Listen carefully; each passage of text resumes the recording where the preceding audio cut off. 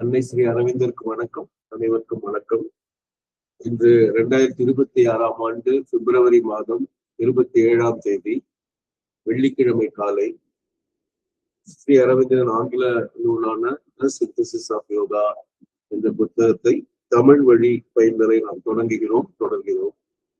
இப்பொழுது 295வது பக்கத்தில் the object of integral knowledge என்ற பகுதியில் அந்த அத்தியாயத்தில் நாம் படித்துக் கொள்கிறோம். புது தலைப்பு the yoga of integral knowledge. இல்ல நேற்று இந்த சென்டென்ஸ் படிச்சுட்டோம். And yet mind also, our mentality, our thinking, understanding part is not ourself, is not that, not the end or the beginning. It is a half-light flown from the infinite. இந்த sentence நேற்று படித்தோம். So மனம் என்பது அந்த எண்ணுவதோ அல்ல புரிதலோ அதெல்லாம் வந்து ஜீவாத்மாவின் அந்த பரமாத்மாவின் பகுதி அல்ல, அதுதான் அது அல்ல, அது முடிவும் அல்ல, முதலும் அல்ல அப்படிங்கிறத பார்த்தோம். அரைகுறை ஒளி, அந்த அனந்தத்தின் அரைகுறை ஒளி தான் தவிர முழு ஒளி அல்ல அப்படின்னு நம்ம பார்த்தோம். இப்ப அடுத்த சென்டென்ஸ் போலாம்.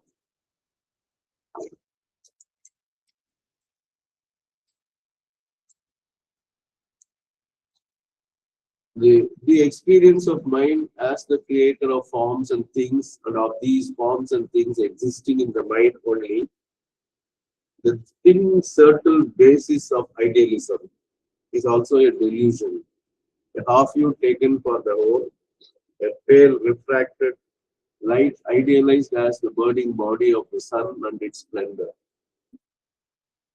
The experience of mind as the creator of forms, the experience of mind as the creator of things. ரெண்டு விஷயம் இருக்கு. அப்ப இந்த உருவங்களும் அந்த பொருட்களும் வந்து அது உருவாக்குறது இல்லையா, மனம்தான் உருவாக்கிறது. அந்த அனுபவம், the experience of mind as the creator of forms and things, and of these forms and things, அந்த உருவங்களிலும் அந்த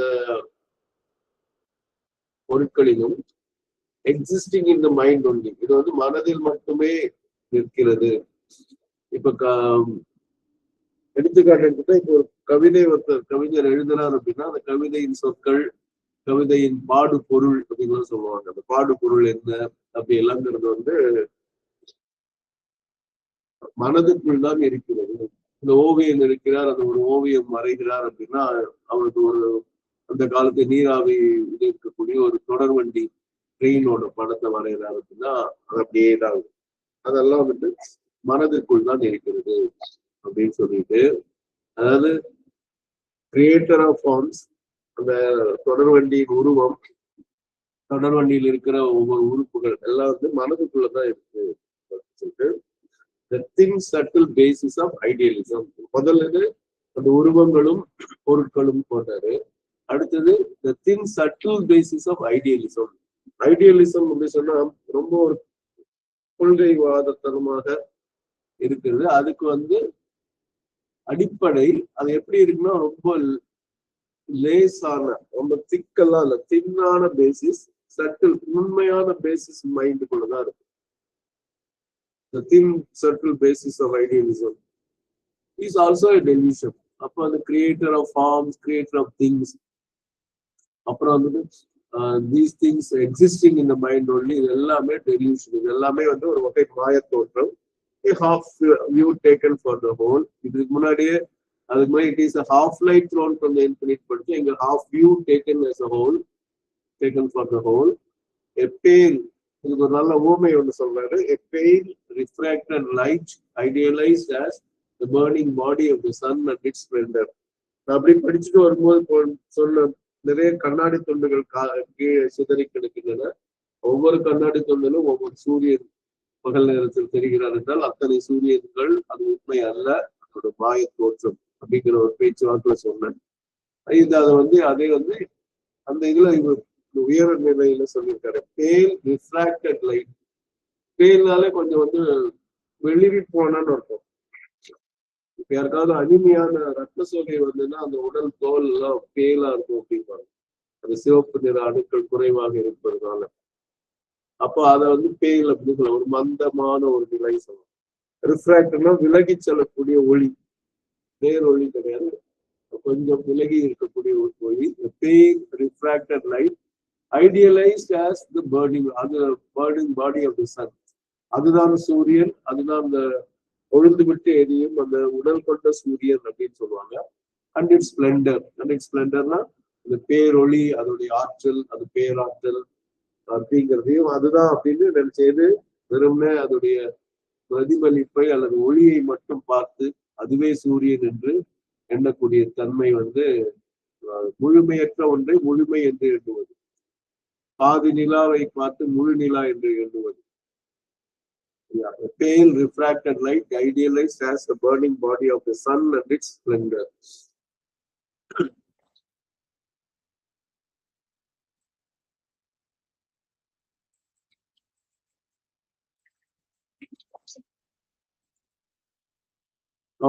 சொல்லுங்கம்மா. Thank you, sir. Sorry for the interruption. நமக்கு சீக்ரெட் நாலேஜ்லோடைய செகண்ட் லைன் அதுலயே our early approaches to the infinite are sunrise splendors on a marvelous verge while lingers yet unseen the glorious sun. அதையும் இதே மாதிரி இருக்கு.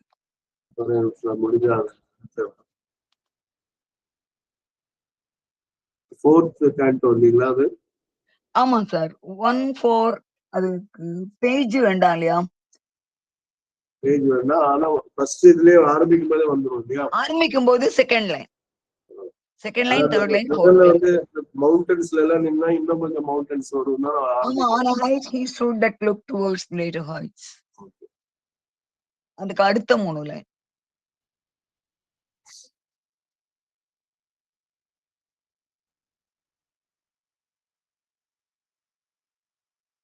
Thank you, sir. Our early approaches. Our early approaches to the infinite are sunrise splendors on a marvelous verge, while lingers yet unseen the glorious sun. இது வந்து சூரியன் வருவதற்கு முன்னால் இருக்கும் அருணோதயம் போன்ற ஒரு தோற்றம். அது வந்து unseen the glorious sun, அந்த உயர்ந்த சூரியனை நாம் பார்க்கவில்லை. ஆனா அதுல வந்து காலையில பார்த்தா early approaches to the infinite, நம்ம தொடக்க அந்த அனந்தனை நோக்கி நாம் போகக்கூடிய ஆரம்ப கால விஷயங்கள்ல சன்ரைஸ் ஸ்பிளெண்டர்ஸ், அப்போ சூரிய உதயம் போல இருக்கும். அந்த ஸ்பிளெண்டர்ஸ்ங்கிறது பாத்தீங்கன்னா வெரி இம்ப்ரெசிவ் பியூட்டின்னு போட்டிருக்காங்க இந்த இடத்துல. அந்த ஸ்பிளெண்டர்ங்கிறது பியூட்டிங்கிறது பகட்டழ மிக நெட்டி சீர்மை தான் இங்க கொண்டு வரலாம். ஓகே,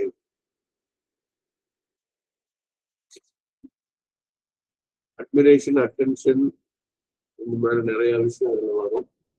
அதனால இதெல்லாம் தாண்டி ஒரு பேரழகு இதுன்னு சொல்லலாம். சன்ரைஸ் ஸ்பிளெண்டர்ஸ் ஆனா மார்வலஸ் வேர்ஜ்னாலும் ஓரம் அப்படிங்கிற பொருள்ல வரும். while lingers it's unseen the glorious sun. ஆனா அந்த உண்மையான சூரியன் இன்னும் வெளிப்படவில்லை அப்படிங்கிறாரு. What now see is a shadow of what must come. நம்ம இப்ப என்ன பாக்குறோமோ அது வந்து எது வரப்போது அது ஒரு நிழல் மட்டுமே அப்படிங்கிறது சொல்றாங்க. இதெல்லாம் வந்துட்டு நன்றி அம்மா. அதான் இந்த பயணங்கள் எனக்கு பிடிச்ச வரி அது முதல் வரி. ஆனா height he stood that looked towards greater heights. இப்ப நம்ம ஏதோ ஒரு உயரத்துக்கு போயிட்டோம், எவரெஸ்டே, நம்ம இப்போதைக்கு எவரெஸ்டும் உயரம்னா எவரெஸ்ட் போய் நின்னா இன்னமும் உயரம் போக வேண்டிய விஷயங்கள் நிறைய இருக்கு. இதுதான் ஆன்மீக பயணங்கள் முடிவதில்லை அப்படிங்கிற மாதிரி போயிட்டு. நன்றி ma'am. A half view taken for the whole, a pale refracted light idealized as the burning body of the sun and its splendor. அதே எல்லாம் அப்படின்னு நினைச்சிருவோம். இதனாலதான் சில நேரம் என்ன ஆகுதுன்னா, சில போலி சாமியார்கள் சொல்ல மாட்டோம், உண்மையான இதுலயே இருக்கிறவங்க, ஆனா அவங்க முழுமையான வளர்ச்சி அடைஞ்சிருக்க மாட்டாங்க. இதெல்லாம் சொல்லுவாங்க அனுபூதிகள், சிலர் சொல்லுவாங்க, சில பேர் ஆரம்ப கட்டத்துல இருப்பாங்க. ஆனா அவங்க பேசுற பேச்செல்லாம் கொஞ்சம் வேற மாதிரி அதிகபட்சமா தெரியும் போது அவங்களையே ஒரு அவதார புருஷனாக மாற்றி அவங்களையே எல்லாம் பண்றது மனிதனுடைய இயல்பு. அதுதான் பிரச்சனையே. அவரை பார்த்துதான் முடிஞ்சிருப்பா எல்லாராலையும் அப்படிங்கிற மாதிரி எல்லாம் சொல்லுவாங்க. ஓகே, முடிச்சுட்டு இப்போ வந்து அடுத்த சென்டென்ஸ் போனோம்.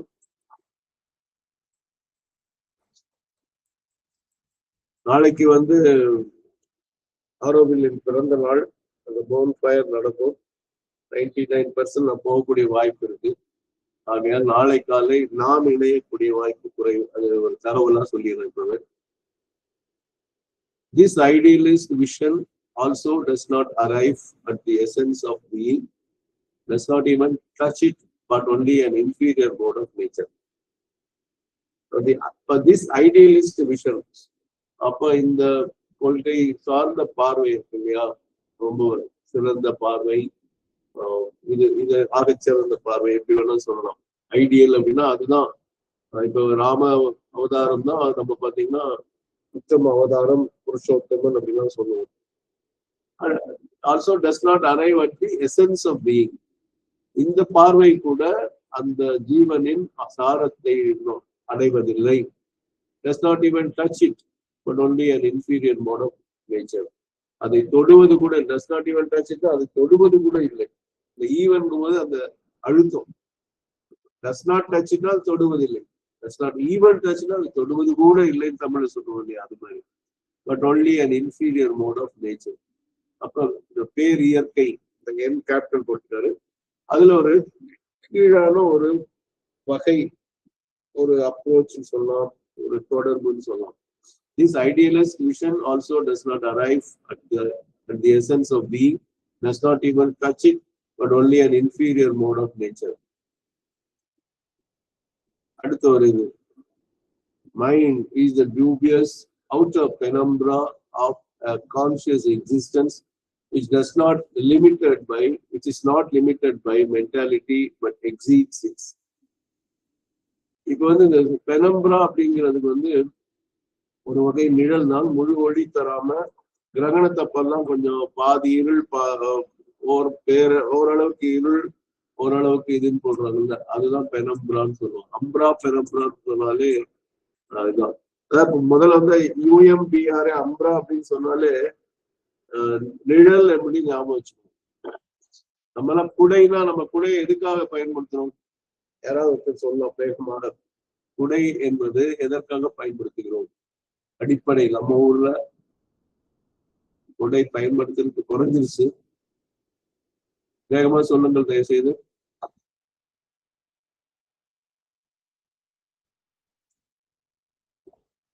சொல்லுங்க பிரியாமா. குடை வந்து நிழலுக்காக, மழையில இருந்து தவிர்த்துக்கிறதுக்காக, அதான் வெயிலோட உக்கரத்துல இருந்து தவிர்த்துக்கிறதுக்காக. ஆனா இந்த அந்த வார்த்தை இங்கிலீஷ்ல என்ன சொல்லுவோம்? நீங்களே சொல்லிடுங்க. குடைக்கு இங்கிலீஷ்ல என்ன சொல்லுவோம்? குடைக்கு அந்த UMBRங்கிறது நிழல் என்றதுதான் பொருள். ஒளியை தடுப்பது அப்படிங்கறதும் பொருள். நம்மளுடைய எண்ணம் வந்து மழை கேட்கறதா பொதுவா நம்ம ஊர்ல எல்லாம் குடைனா மழைக்கு தான் யூஸ் பண்றோம்.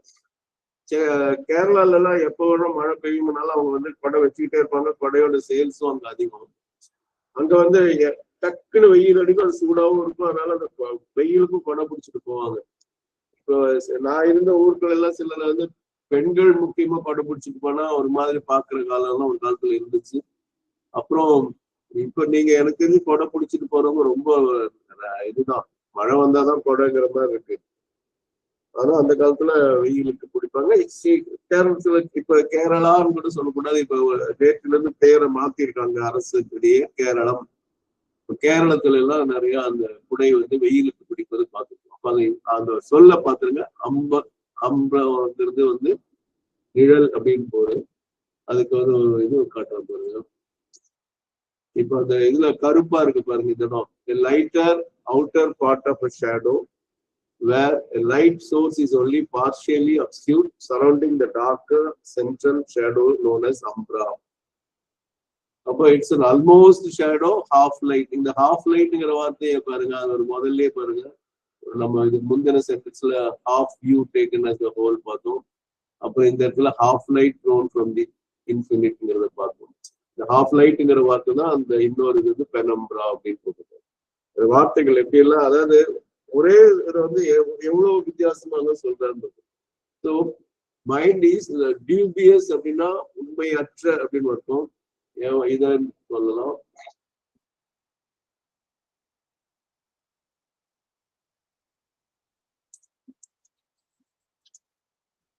டியூபியஸ்னா நாட் ஷோர் ஆர் சர்டன், பொய்யான தெளிவற்ற நிச்சயமற்ற அப்படின்னு ஒரு ஐயப்பாடான அப்படிங்கிற பொருள் எல்லாம் இருக்கு. ஸோ டியூபியஸ் அவுட்டர் பெனம்ப்ரா, அதுவே அரங்கர ஒளி இருக்கு, அதுவே அந்த பெனம்ப்ராவே வந்துட்டு நமக்கு தெளிவற்றதா இருக்கு. அப்ப conscious existence which is not limited by mentality but exceeds it. அப்ப வந்து அந்த மைண்ட் என்பது வந்து ஒரு நிழல் மாதிரி ஒன்று. அது அந்த மென்டாலிட்டின்னு சொல்லக்கூடிய நினைக்கும் தன்மையை குறுகியது ஒன்றுல அதை தாண்டிய ஒன்று. மனமே அந்த எண்ணும் செயலை தாண்டிய ஒன்று அப்படின்னு சொல்றாங்க.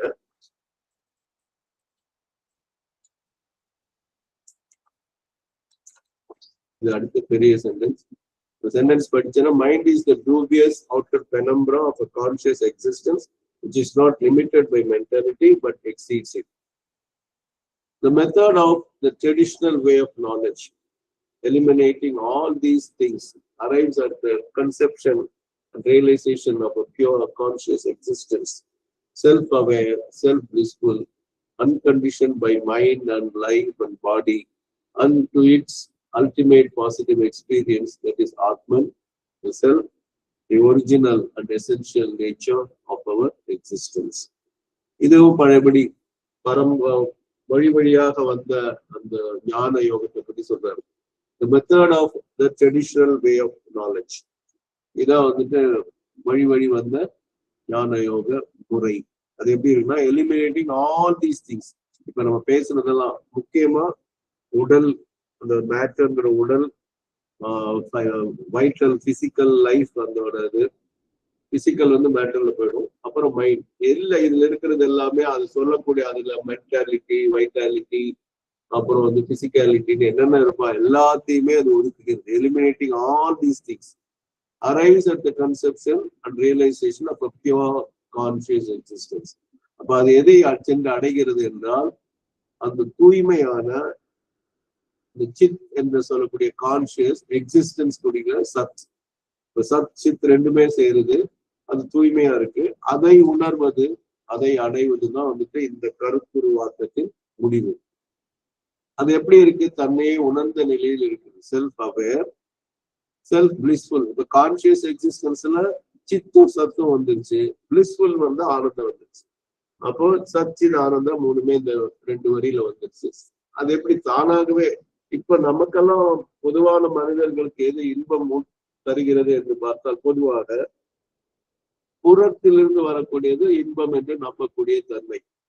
ஐஸ்கிரீம் ரொம்ப பிடிச்சதுன்னா அந்த ஐஸ்கிரீம் நாக்குல போட்டு அது கரைவது, சில்லு இருப்பது, அல்லது இனிமையான சுவை, அதுல இருக்கிற அவங்களுக்கு பிடிச்ச வெனிலாவோ ஸ்ட்ராபெரியோ சாக்லேட்டோ எது பிடிச்சதோ அந்த மனம் எல்லாம் தான் ஒரு மகிழ்ச்சியை தருவதாக நம்ம எண்ணிக்கொண்டிருப்போம். இது நான் ஐஸ்கிரீம்ங்கிறது இல்லை, உங்களுக்கு ஐஸ்கிரீமே பிடிக்கல அப்படின்னா அந்த உங்களுக்கு எது ரொம்ப பிடித்த உணவோ அதை போட்டுக்கலாம். இல்லாட்டி ஒரு இசை கேட்டா, இல்லை நல்ல ஓவியத்தை பார்த்தா, ஒரு திரைப்படம் பார்த்தா, இல்லை யாரு கூட பேசினா, இப்ப இதெல்லாம் தான் சந்தோஷத்தை கொடுக்கும். அதெல்லாம் ஜாய்ஃபுல் சொல்லலாம், பிளிஸ்ஃபுல் சொல்ல முடியாது, பிளசன்ட்னு சொல்லலாம். அதெல்லாம் புறம் சார்ந்த மகிழ்ச்சி. இது செல்ஃப் பிளிஸ்ஃபுல்னா அது முழுமையானது. செல்ஃப் பிளிஸ்ன்னு போடணும். மற்ற மாதிரி செல்ஃப் எக்ஸிஸ்டன்ட் அவேர்லாம் சொல்றது, இந்த செல்ஃப் பிளிஸ்ஃபுல்னே ஒரு வார்த்தை. முழுமையாக ஆனந்தமா இருக்கும், தானாகவே. அது எந்த ஒரு பிற இது இல்லாம, அடிப்படை இல்லாம தானாகவே மகிழ்ச்சியாக இருக்கும். Unconditioned by mind and life and body. அப்ப அந்த மனமோ உடலோ உயிரோ எதுனாலையும் கட்டுப்படுத்த முடியாத ஒரு விஷயம். And to this, to its ultimate positive experience, that is Atman. அப்போ இதெல்லாம் வந்தோடனே பாசிட்டிவ், முதல்ல realisation of pure conscious existence. அதுல இருந்து எங்க போகுது? Ultimate positive experience. இதுக்கு முன்னாடிலாம் அது இல்லை, நேத்தின்னு சொல்லும் போது ஒரு நெகட்டிவ், இது இல்லப்பா, அது இல்லப்பா, அது இல்லப்பா அப்படின்னு சொல்லும் போது நெகட்டிவா இருந்த ஒரு அப்ரோச் இங்க வந்து பாசிட்டிவ் எக்ஸ்பீரியன்ஸா மாறுது.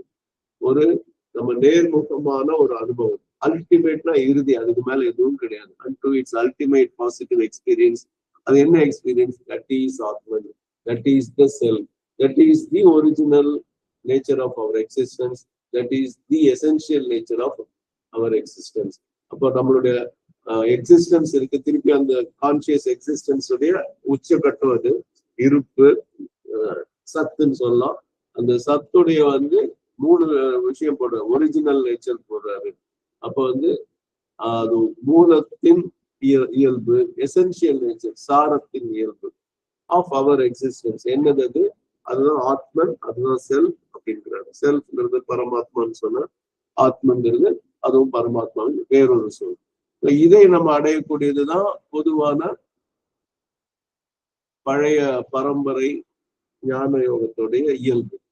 The method of the traditional way of knowledge, eliminating all these things, arrives at the conception and realization of a pure conscious existence, self-aware, self-blissful, unconditioned by mind and life and body, up to its ultimate positive experience, that is Atman, the self, the original and the essential nature of our existence.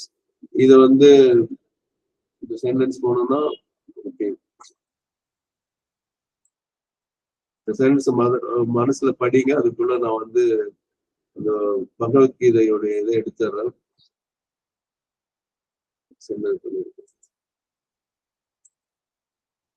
இப்ப நீங்க படிக்க வேண்டியதுன்னா,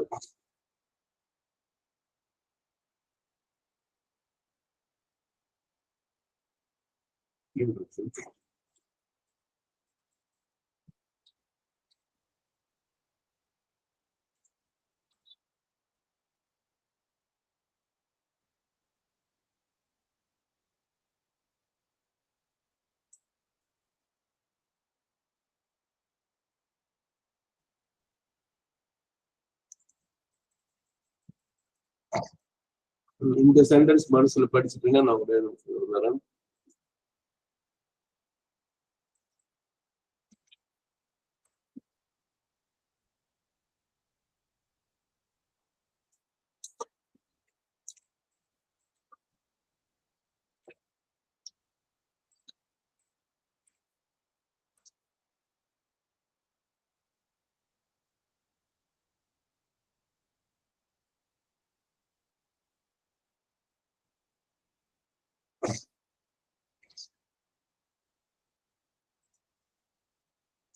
அதோட நானே படிக்கிறேன். Here at last there is something centrally true, but in its haste to arrive at it, this knowledge assumes that there is nothing between the thinking mind and the highest, buddhe paratas tyusa, and shutting the eyes in samadhi, tries to rush through all that actually intervenes without even seeing these great and luminous kingdoms of the spirit. Perhaps it arrives at its object, but only to fall asleep in the infinite. இதுக்கு வந்து அந்த பகவத்கீதையில மூணாவது இதுல 42வது ஸ்லோகம் தான் இந்த பாட்டு. 3வது சாப்டர் 42வது வேர்ஸ். இத வந்து நீங்க அந்த இதை போடுறேன், கேக்குதான்னு சொல்லுங்க.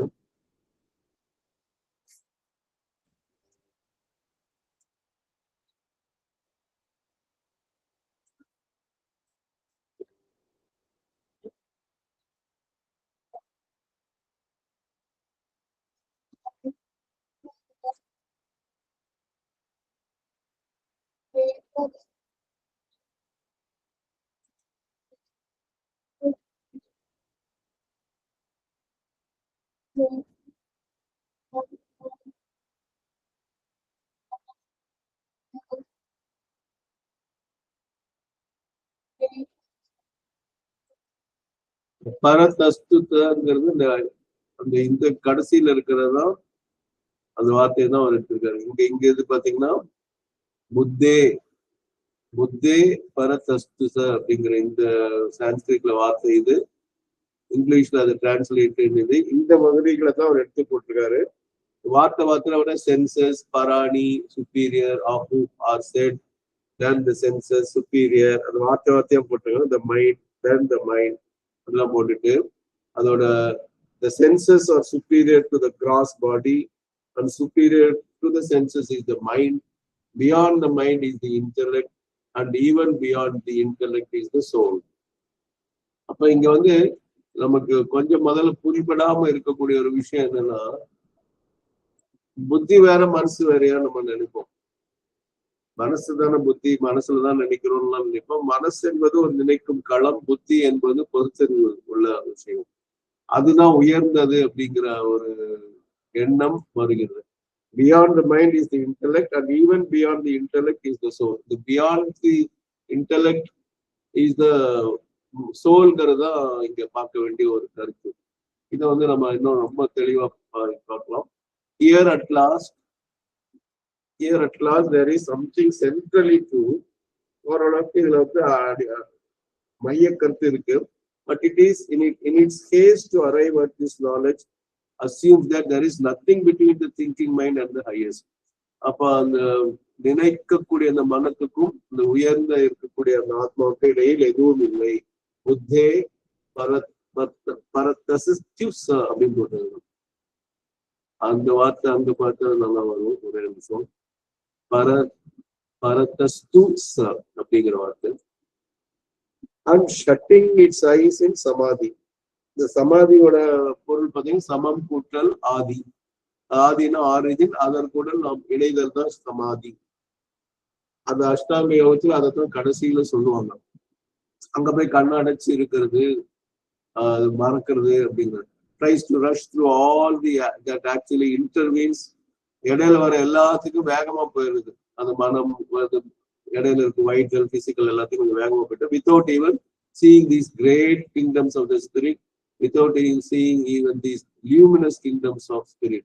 ஆன்மாவின் உயர்ந்த ஒளி பொருந்திய அந்த அரசுகள் சொல்லலாம், இல்ல அந்த அரண்மனைகள் மாதிரி இருக்கிறது, இடையில இருக்கக்கூடிய உலகங்கள் தளங்கள் எப்படி வேணும் சொல்லலாம். அதெல்லாம் பார்க்காம நம்ம நேர சமாதிக்கு போயிடுறதுங்கிற மாதிரி சொல்லுங்க. இந்த சமாதினா நீங்க வயசுல ஆசிரமத்தில் இருக்கிறது இல்லை, இது வந்து ஒரு யோக நிலை, உயர்நிலை. Perhaps it arrives at its object, but only to fall asleep in the infinite. சமாதியில இருந்து என்ன ஆகும்? உறங்க வேண்டியதுதான். Perhaps it arrives at its object. அந்த நோக்கத்தை அது வந்து அடைந்து விடும். ஆனால் பார்த்தால் அது உறங்கித்தான், அதுல விழுந்து உறங்கி விடும். ஃபால் அஸ்லீப்ங்கிறவர் விழுந்துங்கிறது அர்த்தம். ஃபால் அஸ்லீப் தூங்குறதுன்னு தான் அர்த்தம், பொதுவான ஆங்கிலது. இதுல வந்து வேற குறிப்பா சொல்றதுன்னா அப்படியே தூங்கி விழுவதல்ங்கிற மாதிரியும் நம்ம சொல்லிக்கலாம். அதாவது நோக்கத்தை மறந்து அந்த ஆமை முயல் ஓட்ட பந்தயத்துல முயல் தூங்கிய மாதிரி இந்த இன்ஃபினிட் அந்த அனந்தத்திலே உறங்கி வருது. ஆனா இதுக்கு அப்புறம் இருக்கிறது இன்னும் பெரிய சென்டென்சஸ் வருது. அப்படிதான் அந்த பேராகிராஃப் முடியுது. எல்லாத்தையும் நம்ம வந்து திங்கட்கிழமை காலை பார்ப்போம். But if it remains awake, it is the biggest highest experience of the supreme, into which the self underlying mind can enter, but not in the supreme of the supreme. பரா அப்படின்னு இதெல்லாம் நம்ம வந்து நம்ம இந்த 295 பக்கத்துக்கு கடைசி இது வரைக்கும் நம்ம பார்த்திருக்கோம். பிரியமா நீங்க இது பண்ண வந்து இதுல இருந்து 6 it remains இருந்து நம்ம பார்க்க வேண்டியது ஞாபகம் வச்சுக்கோங்க. I hope you are there. இதுல இருந்தா நம்ம அடுத்த படிக்க வேண்டியது அதுதான். ஓகே, பிரியமா கேக்குதா? பிரியமா ஓகே. மிஸ்ஸே நான் கொஞ்சம் வெளில கிளம்பிட்டேன் மிஸ்ஸே.